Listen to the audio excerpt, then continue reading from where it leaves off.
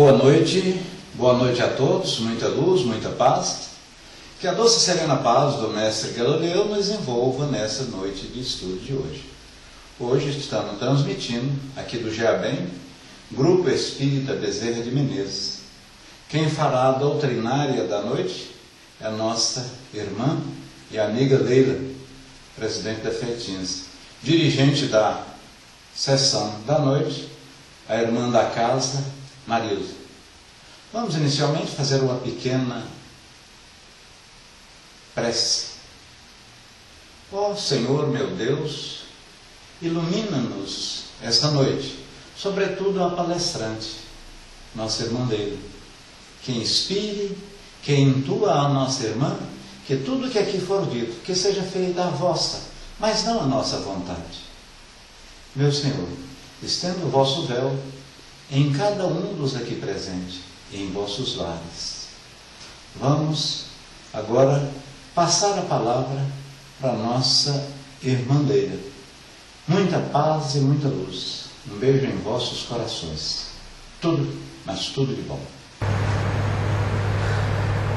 Que nessa noite possamos nós, envolvidos nessa harmonia que plasma nesse ambiente, abrir nossos corações e as nossas mentes, a fim de podermos assim usufruir desta magnânima oportunidade de estarmos aqui nessa escola da alma, buscando aprender mais a mensagem de Jesus.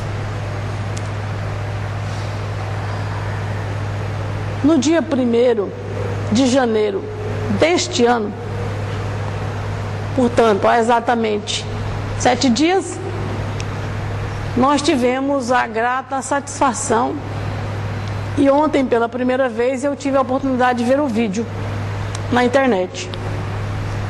O vídeo relata-nos a experiência do nosso irmão querido Raul Teixeira. Quem ainda não viu, pode ter a oportunidade de ver. É um relato de experiência que eu vou fazer aqui, mostrando a caminhada que todos nós podemos percorrer. O Evangelho é muito claro quando nos dá as diretrizes. A caminhada somos nós que fazemos. Só que nós não podemos perder de vista que somos espíritos imortais, matriculados aqui para aprender. Muitas pessoas entendem que os grandes expositores ou missionários, espíritos da categoria de Divaldo, Chico e Raul, parece que não estão reencarnados, porque as pessoas acham que eles vivem um mundo de glórias, né? Um mundo celestiais. Lê do engano. Porque ao nos permitir que nós reencarnemos, estamos sujeitos às leis da gravidade, às leis do corpo físico. Uns reencarnam com o propósito de vir em prova e expiações, que é a grande maioria de nós. Outros, mais graves, o comprometimento perante as leis cósmicas ou perante as leis divinas, porque as leis divinas, segundo o Livro dos Espíritos, são divididas em duas: as leis físicas, que regem o universo, e regem o universo para todos os seres, e as leis morais também. Só que a gente sabe que o sol é para todos. Mas quando eu também me implico com a lei moral, eu também vou responder. Só que eu enxergo o sol, mas eu não enxergo as minhas ações. No capítulo 5 do Evangelho segundo o Espiritismo, os Espíritos dizem assim, para cada ação existe uma reação. Ou seja, para cada ação nossa, invigilante, que nós infringimos a lei, nós vamos ter que reparar, nós vamos ter as consequências da nossa infração, diríamos assim. Muito bem, no tocante às leis morais, é Jesus que nos apresenta essas leis. Como é que elas se dão? O que a gente faz com o outro que eu, então, me comprometo perante a lei? O exemplo do Evangelho segundo o Espiritismo é, na verdade, o grande lema, né? Que é: fora da caridade não há salvação. Que é o que os Espíritos explicam para nós quando nós lemos o Evangelho segundo o Espiritismo. Kardec pergunta aos Espíritos: como é que entendia Jesus caridade? Meus irmãos, precisamos fazer uma reflexão profunda com relação a isso, porque o que temos visto é o contrário do que recomenda Jesus na questão do Livro dos Espíritos. Como é que entendia Jesus a caridade? Muitos de nós temos um olhar muito míope. Primeiro porque não entendemos que somos espíritos imortais, eternos. Estamos aqui passeando. Não estamos aqui reencarnados com um propósito divino. Porque, segundo o Livro dos Espíritos, nós reencarnamos com 2 objetivos. Primeiro, para evoluir, provocar a nossa evolução. E nós concorremos também na criação. Nós somos co-criadores, ou seja, nós ajudamos na criação. A nossa ação ajuda o outro, que interfere em nós. É essa a lei horizontal. Agora, como eu faço isso? Eu posso ferir você e, consequentemente, eu tenho que responder por isso. Ora, como é que isso se dá? É muito comum nos espíritos infantis ainda ter aquela postura muito egoísta. Mas na medida que vamos evoluindo, a gente percebe e dilata a nossa visão que eu compartilho com o outro, que eu necessito do outro, que eu preciso do outro. O outro depende de mim também, porque ele também faz parte dessa grande roda, né? Como todos nós estamos aqui para aprender, eles também estão. Então nós partilhamos o conhecimento, nós socializamos o conhecimento, nós interagimos, por isso nós somos sociáveis. Daí a necessidade de nos reencarnarmos em agrupamentos, daí a necessidade, e estrategicamente, divinamente, os espíritos então nos dão as chamadas primeiras famílias. São as nossas famílias, são as quais vão cuidar de nós. Muito bem, como o nosso irmão Raul é um espírita muito conhecido, quando aconteceu o AVC com ele no avião, Raul saía da Federação Espírita Brasileira e estava indo para os Estados Unidos fazer uma turnê de mais ou menos um mês. Eu já ouvi de muito espírita quando da época em que nós tínhamos um congresso internacional na Europa. E foi na época em que corria muito aquele momento onde a Europa estava vivendo o dilema da perseguição, né? Do medo de sair dali um ato terrorista por conta da aliança com os Estados Unidos. E os espíritas diziam assim: não, nós não vamos desencarnar não, porque nós vamos a trabalho. Nós sempre colocamos isso como um escudo. O trabalho é um escudo. De certa forma sim, mas de certa forma não. Não nos isentas das causas anteriores. Pode isentar das causas atuais.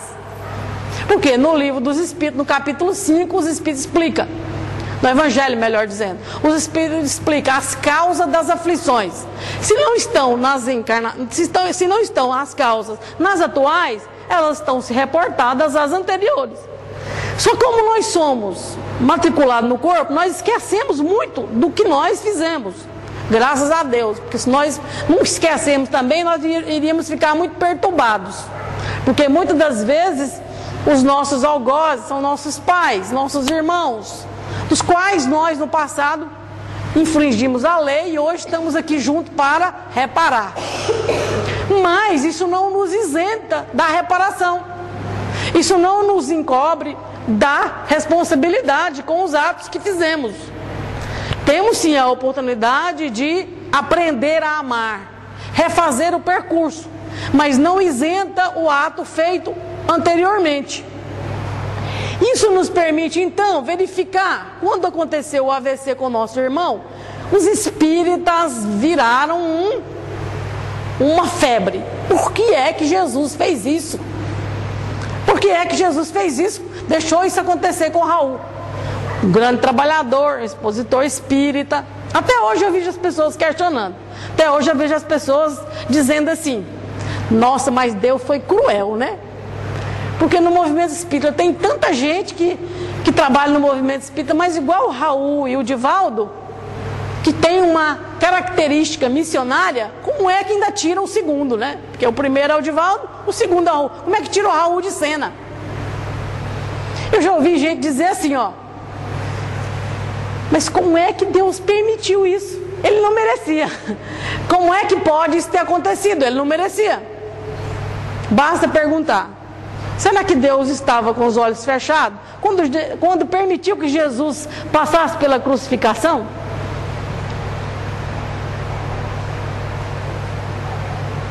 Na lei, como eu disse, nós temos espíritos que reencarnam em expiação, provas e missão.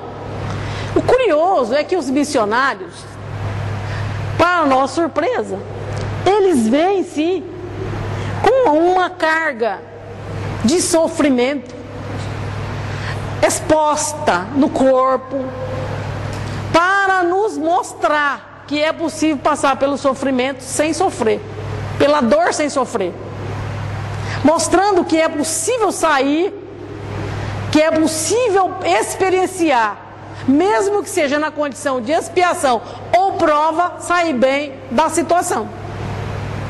Na condição de missão, o espírita necessariamente não precisa passar por aquela situação kármica. Ele não tem do seu karma, mas ele passa pela prova para nos mostrar que é possível passar. Eu não estou querendo aqui dizer que o Raul está passando por uma missão reencarnatória sem merecer. Eu estou dizendo que na lei nada acontece por acaso.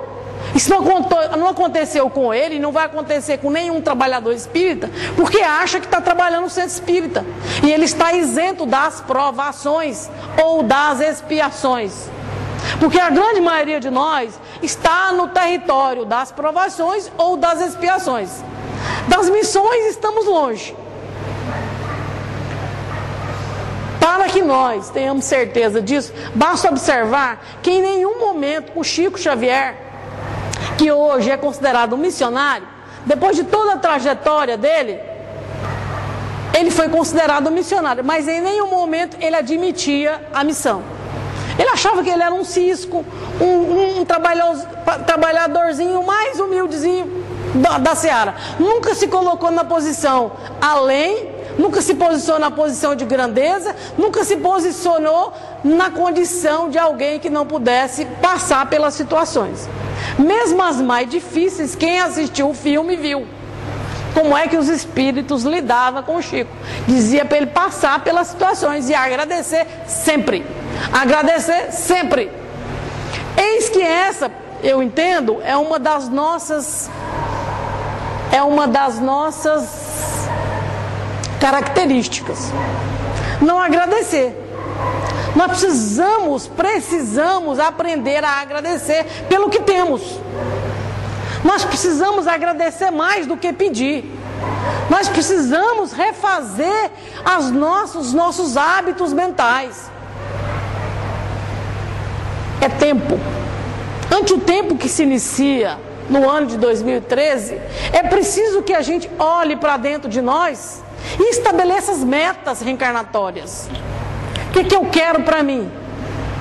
O que eu desejo e eu estabeleço como meta para a minha vida? Hoje, eu tenho consciência.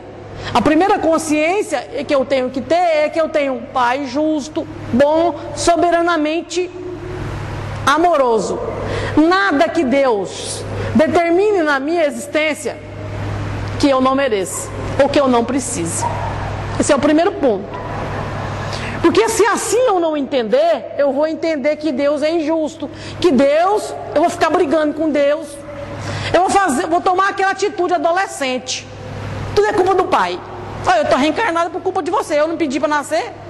Esse jeito grosseiro, infantil, adolescente de ser. Então o primeiro termômetro é verificar como é que está a minha relação com Deus. Ela é boa, ela é negociável, é aquele que está sempre negociando. Se o senhor me der isso, eu faço isso. Se o senhor me der aquilo, eu faço aquilo. Se o senhor também não me der, eu também não vou fazer. É o emburradinho. É o emburradinho, é o nervosinho, é o negociador. Tudo na base da troca. Até na hora de jogar na loto, ó, se eu ganhar 1 milhão, eu dou 10%. Fica negociando. Ó, se eu ganhar aí, nessa virada aí, nesse bolão da virada, o senhor pode deixar que eu vou dar 10%. Olha os arquétipos, olha as nossas heranças. Como é que nós estamos estabelecendo? Você pode não verbalizar, mas se pensou, já foi. Porque na leitura espiritual, o que vale é o pensamento. O que vale são as intenções. Então sejamos verdadeiros conosco. Como é que nós estamos negociando essas coisas? É tranquilo? Ou ainda é muito agoniante? É ainda muito estressante? Como é que eu lido no meu dia a dia? Nas minhas coisas, na minha casa, com a minha família, com o meu trabalho? Se eu não fizer essa reflexão nesse tripé, família, trabalho e meio social, eu vou esconder uma delas, porque eu tenho uma faceta. Eu tenho um comportamento na minha família, eu tenho um comportamento no meu trabalho e eu tenho um comportamento nos meus grupos sociais. Se eu negar um desses grupos, eu estou negando de me ver na minha totalidade, nesta encarnação, com este propósito de fazer aqui uma reflexão ante um ano que inicia. Mas muito bem, se eu consigo perceber, analisar, anote, porque a gente esquece. A gente faz questão de esquecer. A gente dá uma burladazinha. A gente é ótimo nisso. A gente tem dificuldade de mudar. A gente tem facilidade para falar. Mas na hora de mudar, é difícil. Se for possível, escreva. Se for necessário, escreva no banheiro. Escreva num lugar que você vai ver. Escreva em algum lugar que você tem certeza que você vai ver. Porque vocês podem ter certeza, nós nos boicotamos. Se você não escrever, você vai esquecer facilmente. Porque a gente tem essa mania de nos burlar. Porque nós ainda estamos num processo adolescente ainda. A maioria de nós, a grande maioria de nós, fazemos essa ginástica. Vamos lá, vamos cá, vamos lá, vamos cá. Ó, fazendo assim, esse jogo, conosco mesmo. Então, percebendo isso, me enxergando enquanto espírito, sabendo das minhas dificuldades, eu preciso também fazer um acordo com o meu anjo da guarda. Me lembre, me ajude, mas me ajude a me encarar, me ajude a enxergar minhas matrizes, minhas dificuldades. Me lembre nas horas difíceis. Não só fica me ajudando na hora difícil, não. Me ajude antes. Crie situações para que eu enxergue onde é que eu preciso melhorar. Estabeleça um acordo, porque é livre-arbítrio. Sabia? Nós temos livre-arbítrio. Se eu acordo com ele, eu estou abrindo a oportunidade para que meu anjo da guarda acesse, me ajude, de fato. Mas eu tenho que fazer isso querendo. Eu não posso fazer isso mais ou menos, só para os outros verem, não. Ó, eu fiz esse acordo. Mas os espíritos amorosos, tais quais familiares, muitos deles vêm nos encontros conosco para nos alertar. Muitos deles vêm para nos dizer: o caminho é por aqui, o caminho é por ali. Filha, eu estou bem. Porque no fundo, se ela está dizendo que está bem, é porque a filha está dizendo que aonde será que a minha mãe está? Será que ela está na escola? Será que ela está no hospital? Será que isso é verdade? Será que essas mensagens aqui é verdadeiras? Será que os espíritos existem? E fica não será, não será, não será. Que as mães, né? As mães têm compaixão e vêm dizer: meu filho, eu estou bem. Não se preocupe. Eu estou numa escola, eu estou num hospital.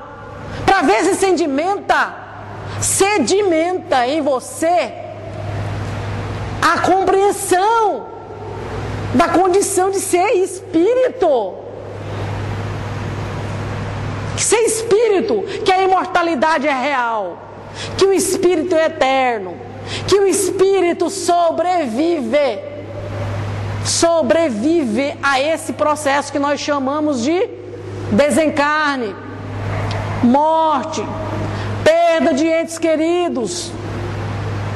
Os espíritos vêm com amorosidade para nos acordar a consciência, porque no fundo, existe em cada um de nós uma centelha divina, que é, na verdade, o chip da nossa individualidade. É Deus que nos faculta isso. Então, no íntimo, nós temos a existência, nós temos a certeza da existência e temos a intenção da imortalidade. Mesmo aqueles que não acreditam que vai acontecer nada, no fundo, está querendo que aconteça, porque quer que, na verdade, a morte não existe. E o medo do nada? O medo do nada. Que nós já transitamos, o medo do inferno, o medo do céu, esses medos que milenarmente nós construímos e desconstruindo. Estamos desconstruindo essas verdades que foram impostas para nós. Dificilmente nós estamos tendo a oportunidade de rasgar essas verdades, tirar essas falsas concepções da imortalidade e ter a certeza da imortalidade. Às vezes é necessário que o espírito venha no sono e diga: minha filha, você não está me vendo? Estou aqui. Fala, conversa, acorda. Mas será que era verdade? Mas será que era mesmo? Será que é minha mãe? Será que não era? Eu digo sempre, quando me conta essas histórias, eu pergunto: o sonho era colorido ou era preto e branco? Aí a pessoa: por quê? Porque existe uma informação aí nessa história de ser colorido ou preto e branco, que é o seguinte: eu já sou assim, eu sonho, eu fico procurando onde é que está o colorido no meu sonho. Se tem colorido, é porque é real, eu vivi. É o meu espírito que foi lá e viveu aquela cena, essa situação presente, vivida. Se for preto e branco, ou eu já vivi e estou recortando aquela cena, ou eu estou projetando aquela cena que eu quero viver. Entende? Aí é preto e branco. Então eu já estou no mundo espiritual dizendo: ei, tem cor? Não tem cor. Tem cor ou não tem cor? Porque eu acordo com essa preocupação de saber delinear se o sonho é real ou se o sonho é a projeção da minha consciência. Mas muito bem, a grande maioria dos espíritos amorosos, amigos, protetores e familiares vem sim ao nosso encontro para nos dar o testemunho, para nos dar a confiança, para nos dar a certeza da imortalidade, para nascer dentro de nós a certeza, porque sem essa certeza eu fico duvidando até que eu existo. O princípio da imortalidade, o princípio da existência e sobrevivência do espírito é algo fantasmagórico, tal no cinema, né? Tem gente que acha que os espíritos é igualzinho flutuante, né? Lê do engano.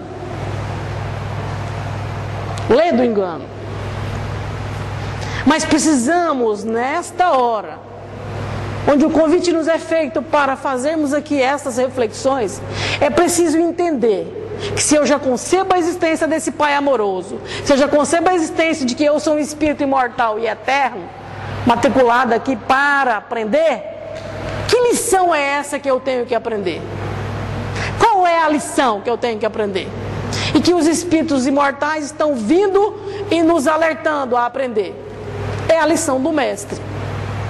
É a justiça divina posta, materializada para nós nessa doutrina consoladora e esclarecedora chamada doutrina espírita, matando a morte, dando-nos um outro significado de existência e nos mostrando que leis são essas.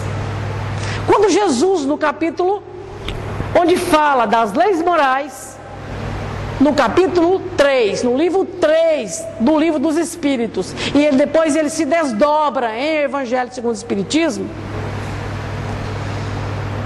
quando Allan Kardec pergunta aos espíritas como entendia Jesus, caridade, os espíritos explicam que a caridade ela tem três eixos.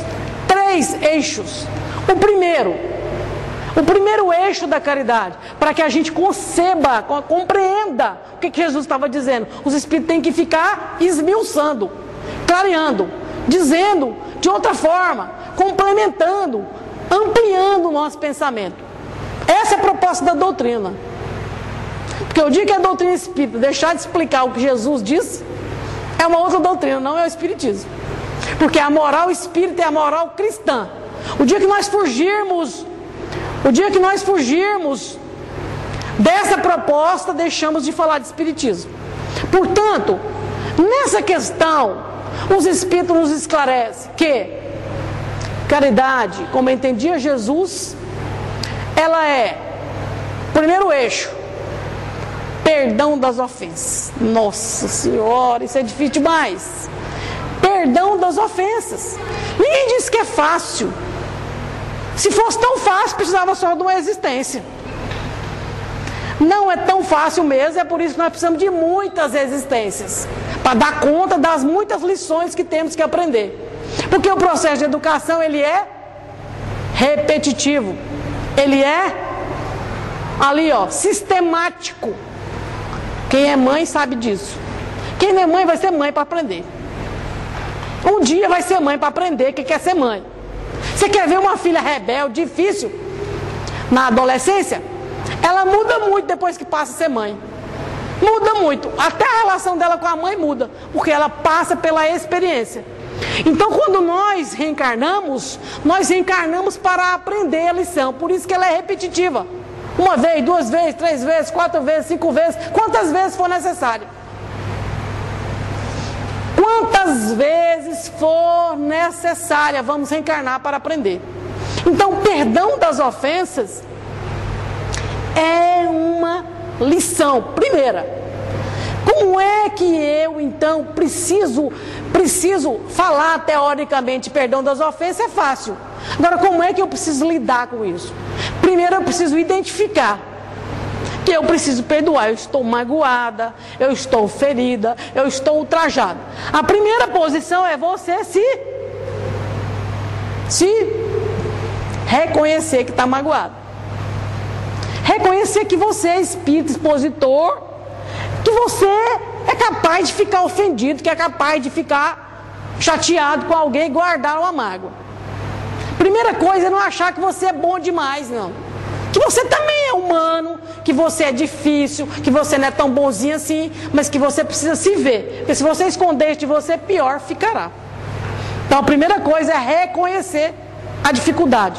Reconhecida a dificuldade, você precisa fazer o exercício, aí é a hora da aliança com os bons espíritos, com os amorosos, com os espíritos protetores da casa, com todas essas facilidades que a casa espírita nos oferece. O PAS, a terapêutica espírita, o PAS, a água fluidificada, e pedindo a Deus para tirar do seu coração esse sentimento.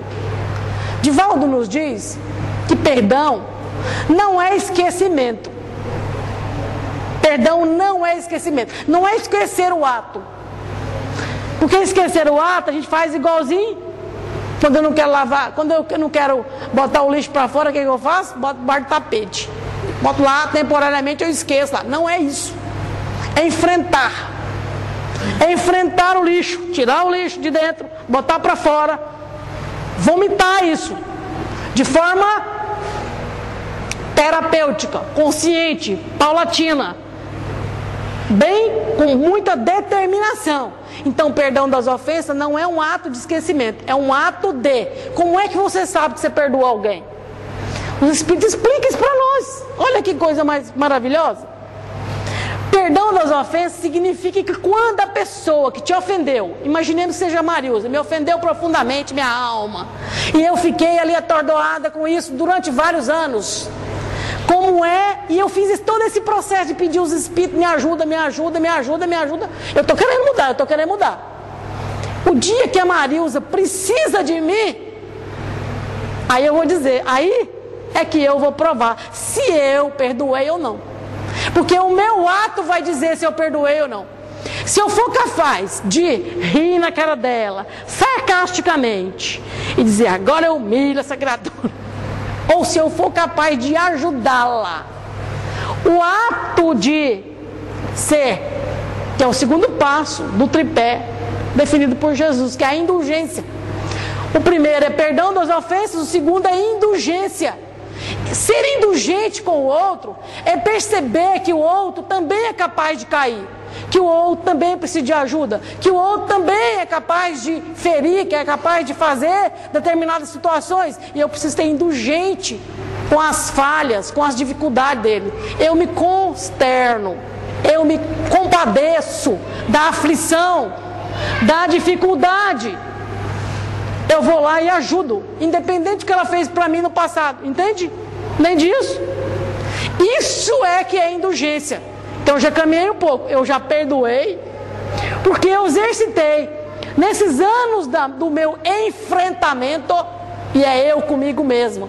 Não adianta você pedir para o pai perdoar, não. Não é o pai, não é a mãe, não é transmitível isso não. E nem é transmissível, e nem é herdado. Tá? Isso é conquista do Espírito. Então eu tomo a atitude de ir ao encontro, de auxiliar, de colaborar. Porque eu me compadeço diante da dificuldade do outro, diante das necessidades do outro que foi capaz de cair. Isso é indulgência. Então eu cumpro com o segundo princípio. Qual é o terceiro? Perdão das ofensas, indulgência e... benevolência para com o próximo. Aí eu sou capaz de fazer o bem. Aí eu já tenho a atitude de ser benevolente. Eu quero ser bom. Eu tenho meta de ser bom. Ah, é careta. Ah, mas é ultrapassado. Ah, mas isso, mais aquilo. Não tem problema. Eu estabeleço isso como meta para a minha vida. Ser bom, ser honesto. Ah, isso é ultrapassado. Não tem problema. Não tem problema. Eu vou ganhar algumas risadinhas, vai me achar careta, pode achar o que quiser. O que eu preciso é ter consciência de que eu faço opção da minha vida. Eu tenho livre arbítrio. E quando eu estabeleço isso como meta, até os espíritos superiores respeitam. E os inferiores também. Porque eles têm um limite de ação. A ação deles vai até determinado ponto, sabiam? Porque o bem cria uma couraça, uma aura em torno de nós. Se o bem for verdadeiro, se o bem for intenso, eu diria só, ele é protetor. Então o bem faz bem para quem faz. Então quando eu trabalho a benevolência dentro de mim, quando eu estabeleço isso como meta para a minha vida, independente, mesmo que eu de vez em quando eu escorrego, eu falo mal do governo, do meu chefe. Chefe então é uma aprovação. Chefe é a melhor aprovação. Como é que você está com o seu chefe? Como é que você está com o seu pai, com a sua mãe, com seus irmãos? Esses são as vítimas primeiras da nossa malevolência. Não é? A nossa língua ferina. Mas fulano? Então por ali a gente pode observar o termômetro de como eu estou. Eu estou entrando um ano malevolente ou benevolente? Então eu preciso também perceber como é que eu estou. E é só eu, lá no fundo da minha consciência, que vai dizer como eu estou. Para que eu possa estabelecer como meta, atingindo a proposta de Jesus, que é, no entendimento dele, o que é caridade. Caridade para comigo, para consigo e para com o próximo. Primeiro eu tenho que ser caridoso para comigo. Se eu não for verdadeiro comigo, se eu não for autêntico comigo, como é que eu vou ser com o próximo? É uma falácia. É um engodo. Eu estou fingindo. É por isso que muitos de nós entendem caridade apenas como o ato de dar o que nos sobra. O ato de dar o que nos sobra, não o que o que nós temos necessidade.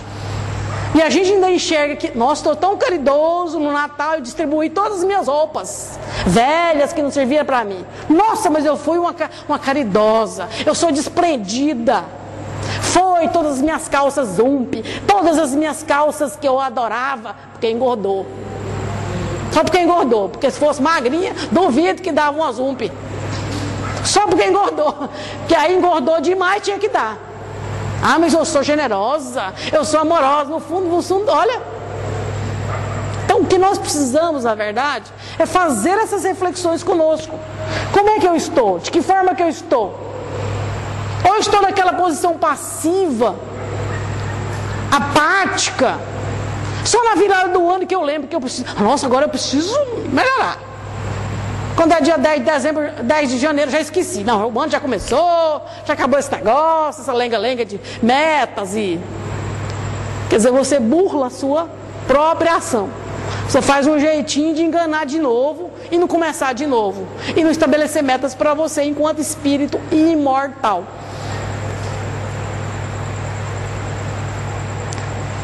Peçamos a Jesus, assim como fez Raul, quando passou pela provação.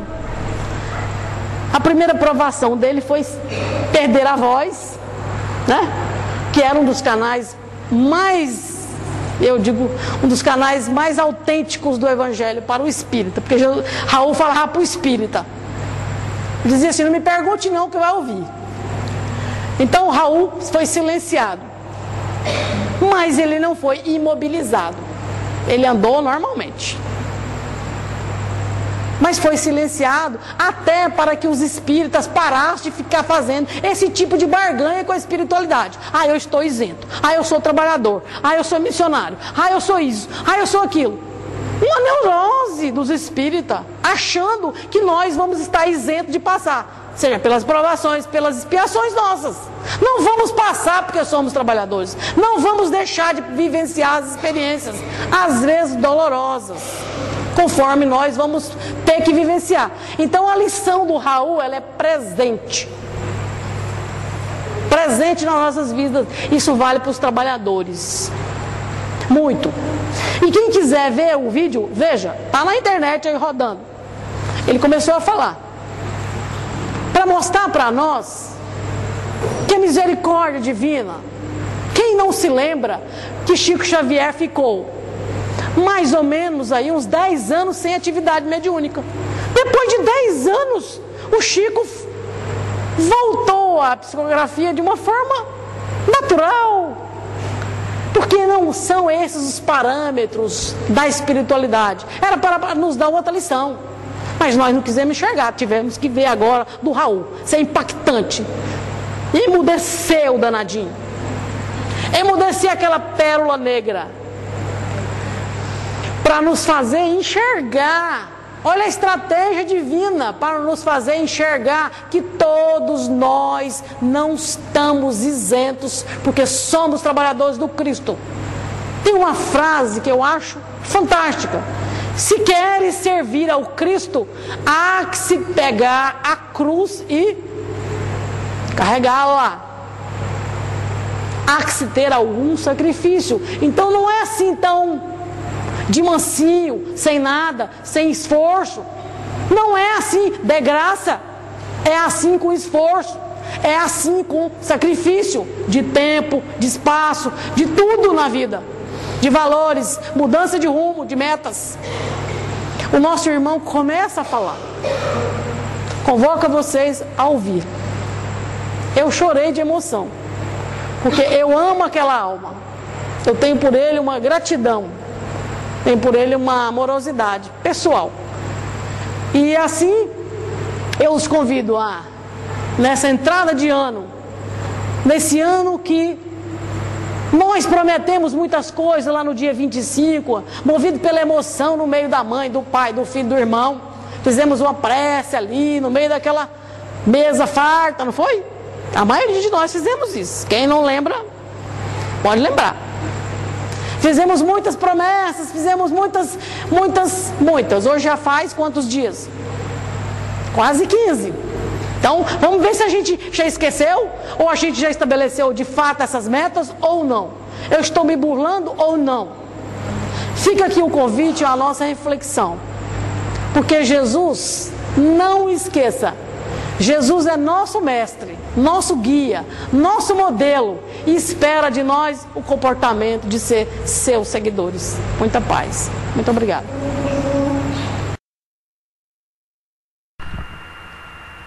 Meus irmãos, muita luz, muita paz. Então vimos que o perdão das ofensas é extraordinário. Você precisa perdoar. E dentro desse perdão, vamos introjetar para dentro de nós muita luz, muito amor do nosso Senhor Jesus Cristo, e que perdoamos cada dia mais, porque quem perdoa efetivamente é quem ganha. Muita luz e muita paz. Que Deus nos ajude. Que assim seja, meus irmãos. Tudo de bom.